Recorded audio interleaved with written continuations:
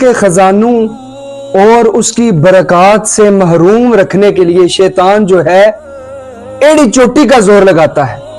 ہر دم کوشش کرتا ہے کہ یہ بندہ اللہ کے قریب نہ ہو، رب تعالیٰ کے قریب نہ ہو۔ اللہ کے نبی صلی اللہ علیہ وسلم کی حدیث ہے، صحیح بخاری کے اندر حدیث موجود ہے، حضرت ابو ہریرہ رضی اللہ تعالی عنہ اس حدیث کے راوی ہیں، فرماتے ہیں کہ یعقد الشیطان علی قافیۃ رأس احدکم اذا هو نام۔ رسول اللہ صلی اللہ علیہ وسلم فرماتے ہیں جب انسان سو جاتا ہے نا تو اس کے سوتے ہوئے ہی شیطان 3 گرہیں اس کی گدی پہ لگاتا ہے، سر کی جو گدی ہے اس پہ 3 گرہیں لگاتا ہے